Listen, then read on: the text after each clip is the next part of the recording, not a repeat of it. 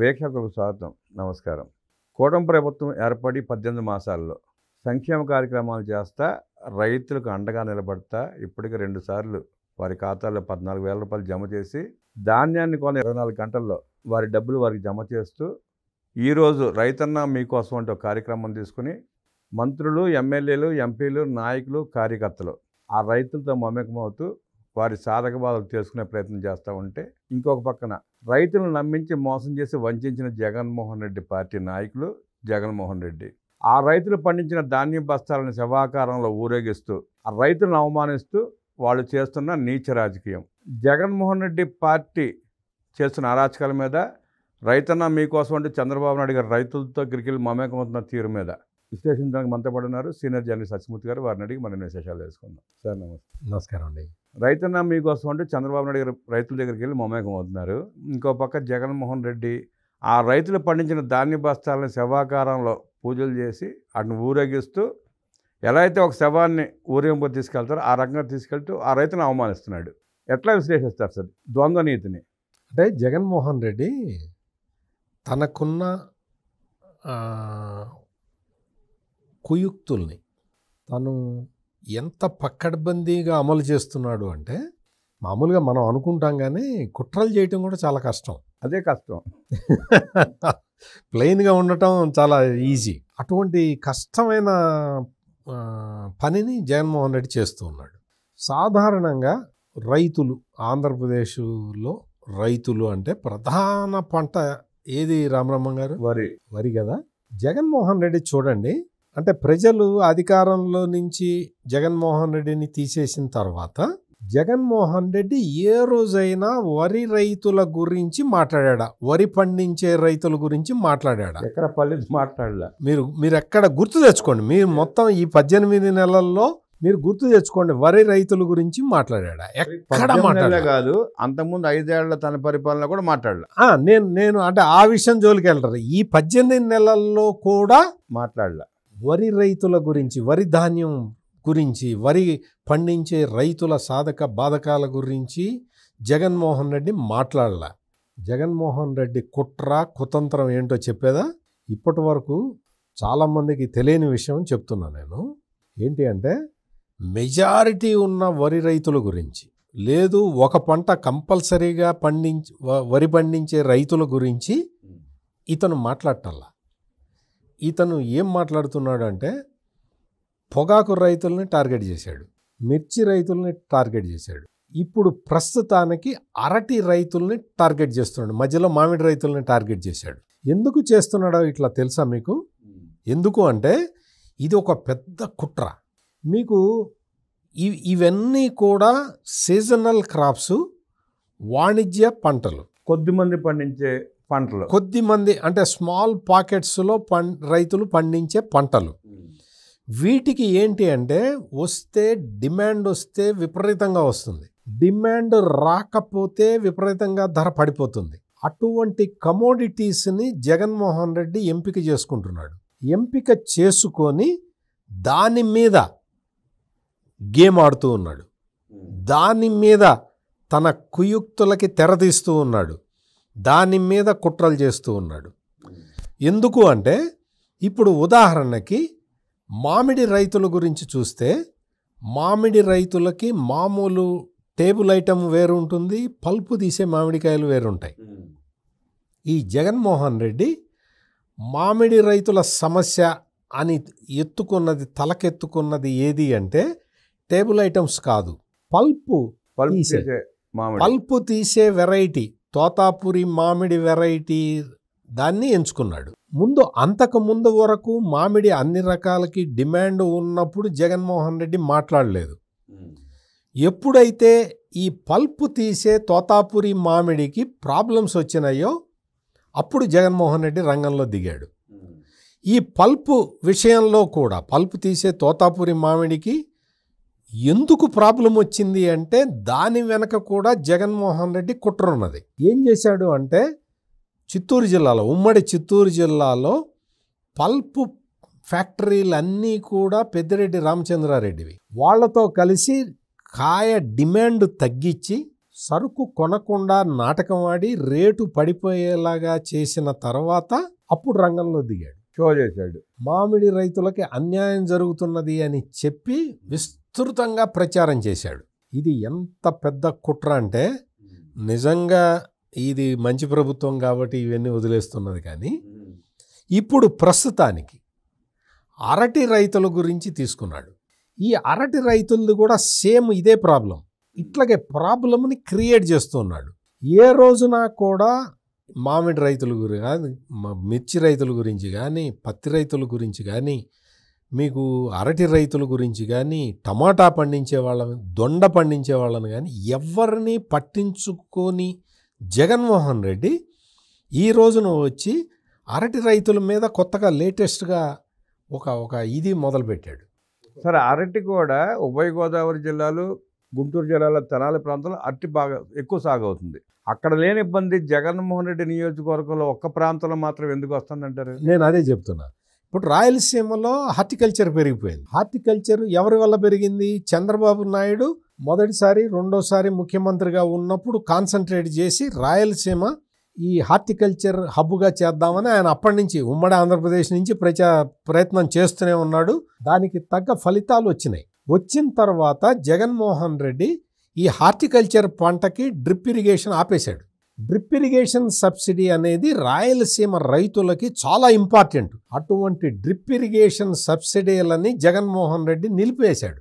చంద్రబాబు నాయుడు ముఖ్యమంత్రి కాగానే మొదటి చేసిన పని ఏంటంటే, మీరందరూ చాలాసార్లు మీరందరూ చెప్తూ ఉంటారు, మెగా డిఎస్ మీద సంతకం పెట్టాడు. అది నేను కాదు, రాయలసీమ హార్టికల్చర్ రైతులకి డ్రిప్ సబ్సిడీని పునరుద్ధరిస్తూ చంద్రబాబు నాయుడు తొలి సంతకం చేశాడు. అంటే నేను చెప్తున్న పాయింట్ ఏంటి అంటే, ఇది ఎవరు చంద్రబాబు నాయుడు పబ్లిసిటీ చేసుకోడు కదా.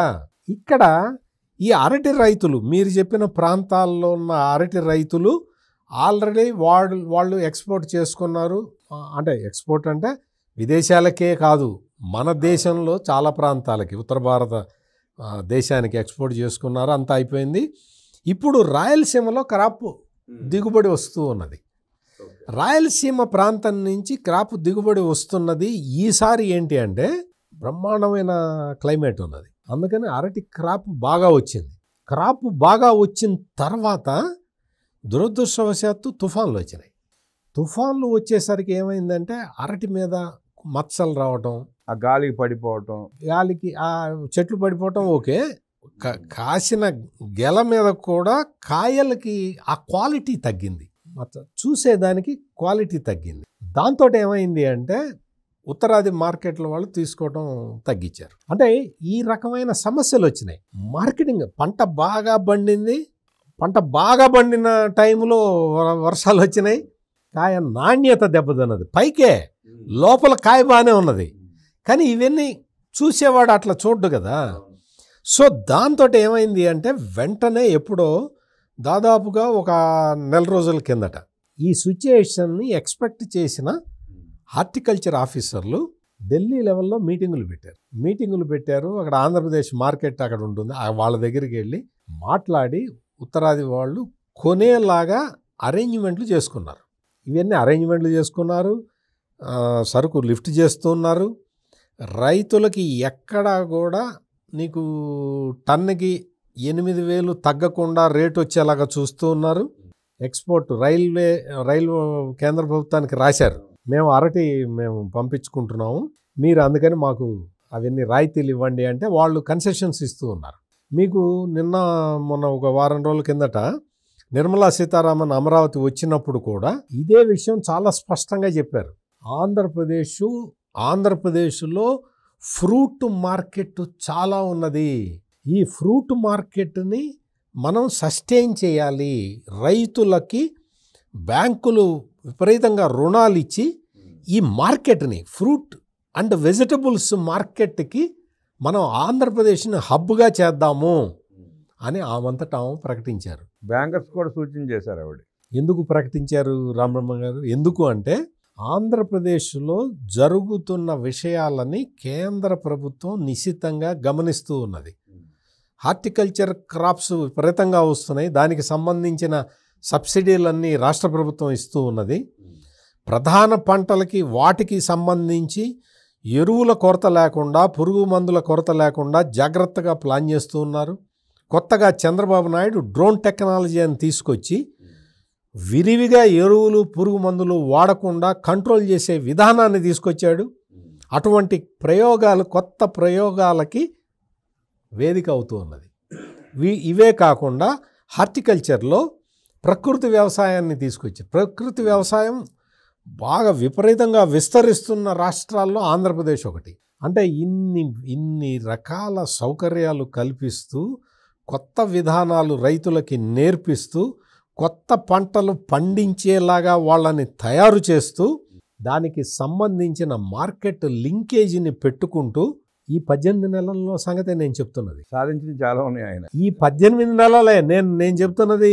ఆయన ఇప్పుడు 4.0, నేను 2.0, 1.0, 3.0 గురించి చెప్పట్లా.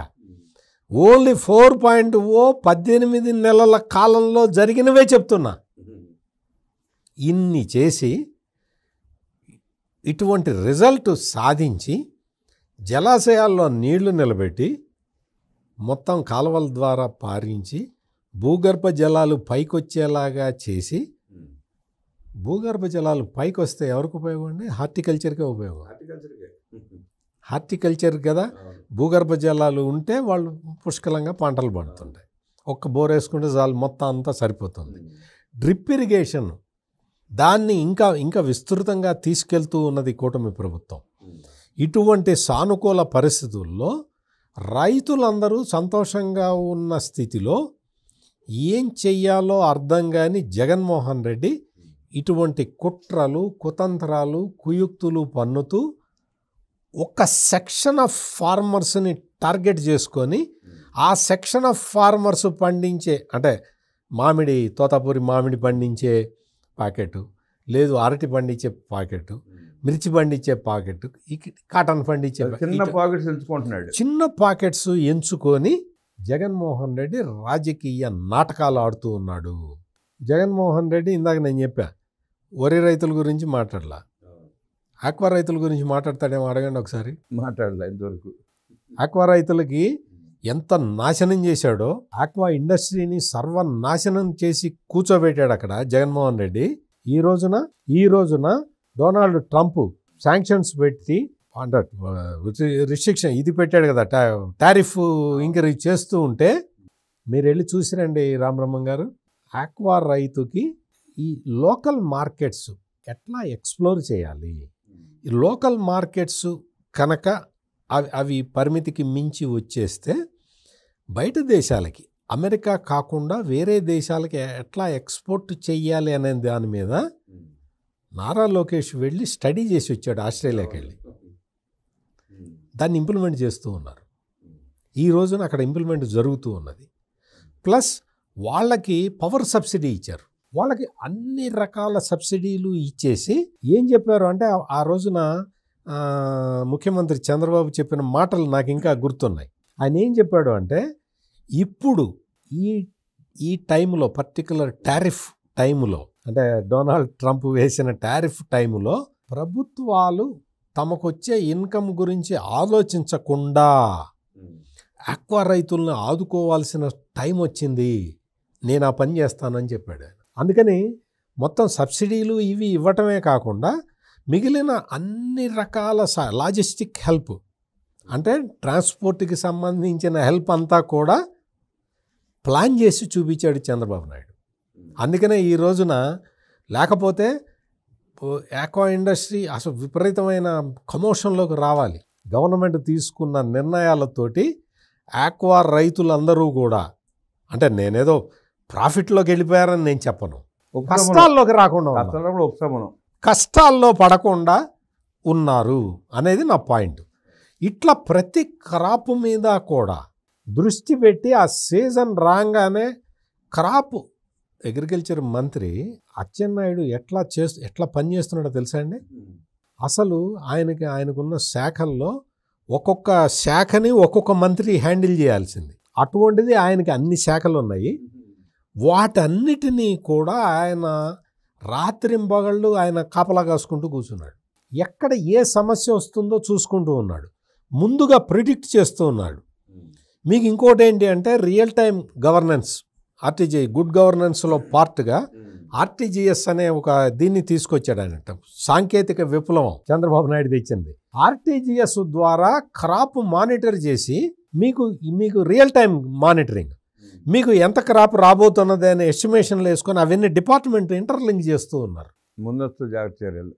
జగన్మోహన్ రెడ్డి ఆర్టీజీఎస్ని సర్వనాశనం చేశాడు. ఇప్పుడు మళ్ళీ దాన్ని రియల్ డేటా తీసుకొని మనకి ప్రతి క్రాపు కూడా ఎప్పుడు పక్వానికి వస్తుంది, ఎప్పుడు దించబోతున్నారు, మార్కెట్ ఎలా ఉంది, దానికి మార్కెట్ ఎలా ఉంది, మనం ఏం చేయాలి అన్న ప్లానింగ్లో పక్కడబందీగా వెళ్తూ ఉన్న కూటమి ప్రభుత్వాన్ని ఆక్షేపించటం అంటే అంతకన్నా కుట్ర ఇంకోటి ఉండదు.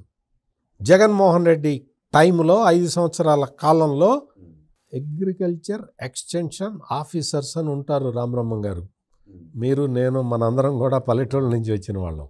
5 సంవత్సరాల కాలంలో ఈ అగ్రికల్చర్ ఎక్స్టెన్షన్ ఆఫీసర్లు వాళ్ళతోటి ఏమి పని చేయించావో ఒక్కసారి చెప్పగలవా జగన్మోహన్ రెడ్డి? అగ్రికల్చర్ డిపార్ట్మెంట్ అసలు పని చేసిందా నీ టైంలో? ఇంతకుముందు డెమాన్స్ట్రేటర్ దగ్గరికి పరిగెత్తుకెళ్ళేవాడు సార్ రైతు అనేవాడు. 5 ఏళ్ల పనులు డెమాన్స్ట్రేటర్ ఎక్కడున్నాడో వాడికి తెలియదు. అస్సలు నువ్వు వ్యవసాయాన్ని ఏమాత్రం పట్టించుకొని నువ్వు ఈ రోజునొచ్చి నువ్వు మామిడి రైతులకు అన్యాయం జరిగింది, ఉల్లి రైతులకు అన్యాయం జరిగింది. ఉల్లి రైతులు అంటే గుర్తొచ్చింది రామబ్రహ్మం గారు. ఉల్లి రైతులకి మొత్తం సీజన్ అంతా సక్రమంగా వెళ్ళిపోయింది. సక్రమంగా వెళ్ళిపోయింది. ఇంకా సీజన్ మన సీజన్ ఏమో ఎక్స్టెండ్ అవుతూ ఉన్నది. మహారాష్ట్రలో ఎక్సెస్ క్రాప్ వచ్చింది, దిగుబడి బాగా వచ్చింది సార్. వాళ్ళు ఏం చేశారంటే వాళ్ళ మార్కెట్లన్నీ మొత్తం అంతా పరిచేశారు, అయిపోయింది. మిగిలిన ఉల్లిని ఇటు పంపించడం మొదలుపెట్టారు, మనకు డంప్ చేశారు, హైదరాబాద్ డంప్ చేస్తున్నారు. దాంతో అది హైదరాబాదే కాదు, ఈవెన్ విజయవాడ మార్కెట్లకు కూడా మహారాష్ట్ర ఉల్లి వచ్చేసింది. దాంతో ఏమైపోయిందంటే మనకి లోకల్గా ఆంధ్రప్రదేశ్లో పండిన ఉల్లిని దాన్ని మార్కెటింగ్ చేయటం కష్టమైంది. దాన్ని మార్కెటింగ్ చేయడం కష్టమైతే వెంటనే అన్ని రకాలుగా ఆలోచించేసి మార్కెట్ రంగంలో దిగి ఉల్లిని ప్రొక్యూర్ చేసేసింది. చేశారు. హెక్టార్కి 50,000 సబ్సిడీ ఇచ్చారు కదా రైతులకు కూడా. అసలు ఇంకొక విషయం అదే చెప్పబోతున్నా. ఎంత విచిత్రం అంటే మొత్తం కేంద్ర వ్యవసాయ శాఖ మంత్రి ఉంటాడు కదా, ఆయన వచ్చి స్టడీ చేసి వెళ్ళాడు ఆంధ్రప్రదేశ్లో. ఏ విషయమో తెలుసా? ఉల్లి తీసుకొచ్చి రైతు అమ్ముకోవాలి, ట్రేడర్కి అమ్ముకోవాలి. ట్రేడర్కి అమ్ముకుంటే ఆ గ్యాప్ ఏదైతే ఉందో, ఆ ట్రేడరు అంటే గవర్నమెంట్ 12 రూపాయలు కొనమని చెప్పింది, ట్రేడర్ 8 రూపాయలకు కొంటాడు.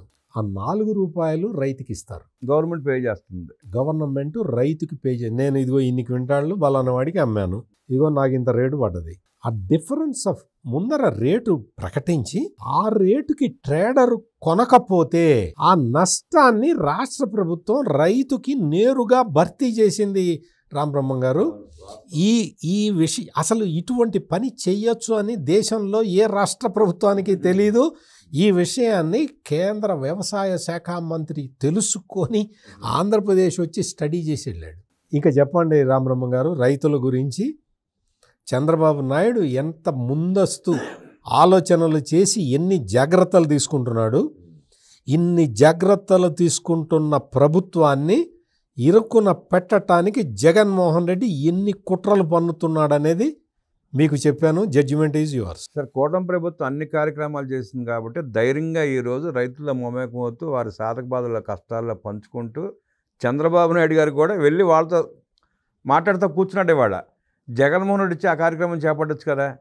నీకు నిజంగా రైతుల మీద ప్రేమ ఉంటే, రైతుల సాధక బాధకాలు నీకు తెలుసుంటే, చంద్రబాబు నాయుడు గారు ఎలాగైతే వాళ్ళు వెళ్ళి రైతులతో మమేకం అవుతున్నారో నువ్వు కూడా వచ్చి వాళ్ళ దగ్గర కూర్చుని కష్టాలు తెలుసుకుని మాట్లాడాల్సిన సమయంలో నువ్వు ఎక్కడో కూర్చుని హలో ఇండియా, దేకో ఆంధ్ర అంటూ ట్వీట్లు వేసుకుంటా కాలక్షేపం చేస్తూ ఉంటే దేశం చూసి నవ్వుకోదా సార్ అతను చూసి? అంటే జగన్మోహన్ రెడ్డికి అటువంటి సిగ్గు బిడియం అటువంటివి ఉండవు. ఎందుకు అంటే బాగా తుఫాను వచ్చి వరదలు వచ్చి పంటలన్నీ కొట్టుకుపోయిన రైతుల్ని ఒక పెద్ద మంచె కడతారు, తెలుసు కదా. అవును అవును, పిట్టల్ని కొట్టడానికి మంచె కడతారు. అటువంటి మంచె కట్టించుకొని ఆ మంచం మీద గ్రీన్ మ్యాట్ వేసుకుని గ్రీన్ మ్యాట్ వేసుకొని చుట్టూ బారికేళ్ళు పెట్టుకుని చుట్టూ బారికేళ్ళు పెట్టుకొని రైతుల్ని కింద నిలబెట్టి మాట్లాడిన వ్యక్తి ఈ జగన్మోహన్ రెడ్డి. అందుకని జగన్మోహన్ రెడ్డి గురించి పెద్దగా అతని కుట్రలు ఎక్స్పోజ్ చేసే ఆ విధానాన్ని మనం చెప్పటం తప్ప అతని వ్యక్తిత్వం గురించి కొత్తగా మాట్లాడాల్సింది ఏమీ లేదు. ఎందుకంటే మాట్లాడడం కూడా అతని వ్యక్తిత్వం అటువంటిది, కుట్రలు వన్నే మనస్తత్వం. రైతు కరెక్ట్గా చక్కగా ఉంటే అది చూసి భరించలేని మనస్తత్వం. అందుకనే మీరు మీరు ఎక్కడైనా చూడండి, ఈ జగన్మోహన్ రెడ్డి చెబుతున్నంత దారుణంగా మీరు ఇందాక ఒక మాట అన్నారు, మొత్తం ఇండియా మొత్తం చూడాలని జగన్మోహన్ రెడ్డి ఏదో ట్వీట్ పెట్టాడని. నేను దానికి మీరు అడగకముందరే సమాధానం చెప్పా. ఇండియా మొత్తం వచ్చి చూసింది. ఇక్కడ ఉల్లి రైతులకి రాష్ట్ర ప్రభుత్వం సబ్సిడీ ఎట్లా ఇచ్చిందో కేంద్ర మంత్రి వచ్చి చూశాడు. ఇండియా వచ్చి మొత్తం చూసింది. జగన్మోహన్ రెడ్డి ఆందోళన చెందాల్సిన అవసరం ఏం లేదు. ఇక్కడ ప్రతి రైతు కూడా, రైతు అంటేనే రైతుకి విత్తనం వేసేటప్పుడు, నాటు వేసేటప్పుడే అతనికి ఏంటంటే దేవుడి మీద భారం వేసి నాటు వేస్తాడు. ఆ విషయం రైతుకి కొత్త కాదు, రైతుకి ఇబ్బందులు కొత్త కాదు. అందుకనే జాగ్రత్తలు తీసుకుంటూనే తన జాగ్రత్తలో తను ఉంటాడు. ప్రకృతి వైపరీత్యాలు వచ్చినప్పుడు ఎవ్వరూ ఏమీ చేయలేరు, రాష్ట్ర ప్రభుత్వమే ఆదుకోవాలి. ప్రకృతి వైపరీత్యాలు అంటే కేవలం తుఫాన్లు లేదు, కరువే కాదు, మార్కెట్ డల్గా ఉన్నప్పుడు కూడా ఆదుకోవాలి అనే సత్సంకల్పంతో ప్రభుత్వాలు ముందరికి వెళ్తూ ఉన్నది. ప్రభుత్వంలో ఉన్న యంత్రాంగం మొత్తం ముందరికి వెళ్తూ ఉన్నది. ఈ విషయాన్ని రైతులు దగ్గర నుంచి చూసి గమనిస్తున్నారు. కాబట్టి ఈ జగన్మోహన్ రెడ్డి ఇన్ని రకాల కుట్రలు కుతంత్రాలు పన్నుతున్నా కానీ రైతులు స్పందించటం లేదు. అందుకని we must appreciate the farmers. Sir, ఆ రైతులు పండించిన ధాన్య బస్తాలని శవాకారంలో ఊరేగిస్తూ పూలు జల్లి ఒక శవాన్ని ఎట్టా తీసుకెళ్తాం శ్మశానానికి, ఆ తరహాలో తీసుకెళ్తున్న వైఎస్ఆర్ కాంగ్రెస్ పార్టీ నాయకులకి మీరు ఎలా చెప్తారు సార్? మీ రాజకీయాలు మీరు చేసుకోండి, మీ రాజకీయాలని రైతులకి ఆపాదించమాకండి, రైతులకి ఈ దరిద్రాన్ని అంటగట్టమాకండి. ఎందుకంటే రైతు కష్టపడే మనస్తత్వం ఉన్న వ్యక్తి, ఏ రైతు అయినా సరే, మామిడి రైతు అయినా, ఉల్లి రైతు అయినా, మ్యాంగో ఫార్మర్ అయినా, వరి పండించే రైతు అయినా, ఆక్వా రైతు అయినా, ఎవరైనా రైతే. ఆ రైతులు కష్టపడే మనస్తత్వం ఉన్నవాళ్ళు, మీలాగా దొంగ సొమ్ముకి కకృతి పడేవాళ్ళు కాదు. అందుకని రైతుల మనోభావాలని దెబ్బతీసే విధంగా ప్రవర్తించమాకండి. మీరు మీ కుల రాజకీయాలు మీరు చేసుకోండి, మీ ప్రాంతాల మధ్య తగాదాలు పెట్టే రాజకీయాలు మీరు చేసుకోండి, మీరు ఈ రాజకీయమైనా చేసుకోండి, ఏ గంగలో అయినా దూకండి. అంతేకాని రైతు మనోభావాలతో ఆడుకోమాకండి. ఎందుకంటే రైతు ఎంత ప్రశాంతంగా తన పని తాను చేసుకుంటాడో, తన జోలికి వస్తే అంత వైలెంట్గా రియాక్ట్ అవుతాడు జగన్మోహన్ రెడ్డి. ఈ పాయింట్ గుర్తుపెట్టుకో. రైతుల మనోభావాలతో ఆడుకుంటూ జగన్మోహన్ రెడ్డి రైతుల పట్ల వ్యవహరించిన తీరు, జగన్మోహన్ రెడ్డి కుట్రలను అద్భుతంగా విశ్లేషించి బయటపెట్టిన సత్యమూర్తి గారికి ధన్యవాదాలు తెలియజేస్తూ నమస్కారం.